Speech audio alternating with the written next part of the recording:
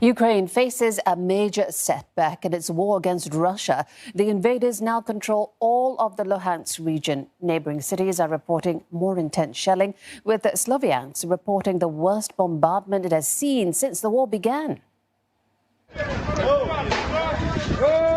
The city that singularly defined the full might of the Russian army for a week has fallen. With the capture of Lysychansk, President Vladimir Putin has scored his most significant victory after nearly 4 months of war, control of the Luhansk region. It makes up half the Donbas, which Moscow wants to control entirely. The Luhansk regional governor calls it a painful loss.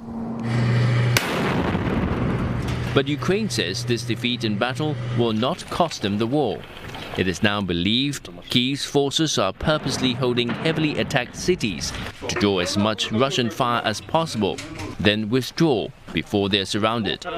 The tactic is likely to exhaust the invaders and keep them away from other parts of the front lines. Russia may have won Luhansk, but local officials say they have no other victories. Now the new focus of the war is Donetsk region, the other half of the Donbas that Ukraine still holds. Russia is expected to try to take it the same way it did Luhansk, with overwhelming artillery that obliterated cities. Ukraine says it will fight back and retake the territory it has lost. That's a promise experts believe Kyiv can keep, especially with the provision of the more advanced rocket systems from its Western allies. Let's take a closer look with Kieran McQuillan. He joins us from Lviv. Kieran, now that Lysychansk has finally fallen, what's next for Ukrainian forces? Well, one point to note is that so important was the news that Luhansk had fallen into Russian hands that the defense minister of Russia, Sergei Shoigu, himself delivered this news personally to President Vladimir Putin. Now, today, the Institute for the Study of War has suggested that there are mopping up operations still going on in Lysychansk and further to the north, to the settlement of Bilohorivka, where they also say there was geolocated pictures yesterday of Russian troops casually walking around. Now, President Zelensky has been on television here in Ukraine to talk about this. Let's take a listen to what he had to say about Lysychansk.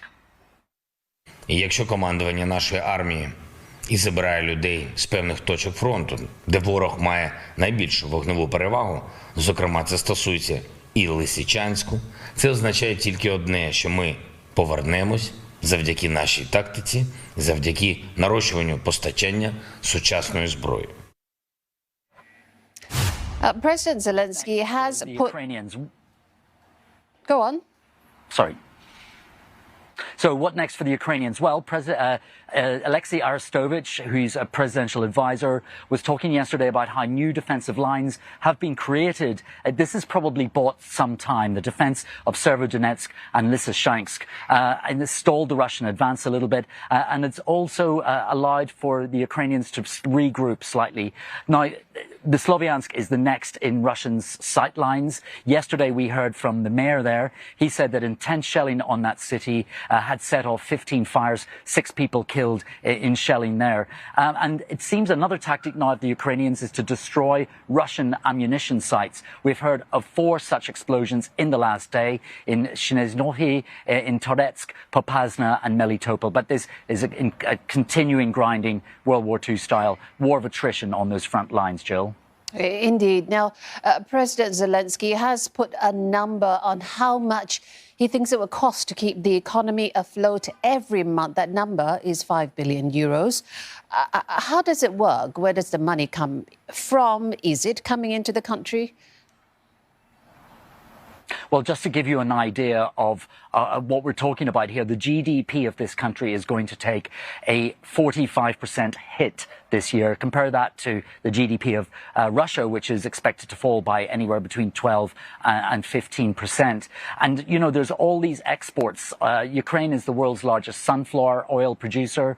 There are 20 to 25 million tons of grain stuck in Ukrainian ports that can't be exported. They badly need this money. They badly need this foreign currency. Now, the European Union has launched a new initiative. It's along with the European Investment Bank. It's a funding initiative based along the lines of what they put in place to mitigate the effects of COVID-19. And it's basically it will try and rebuild the economy here in a post-war situation to the tune of some $104 billion. Now, if it's taking $5 billion per month to keep the economy going, that could see Ukraine's economy being sustained for at least 20 months. And what they're really looking for is guaranteeing small and medium enterprises, such things as the small export industries here, the energy industry, as well as a very thriving digital economy in this country. But as you can see, it is going to take some money to keep this economy afloat moving forward in this conflict. Absolutely. Kieran McQuillan in Lviv, thank you so much for the update.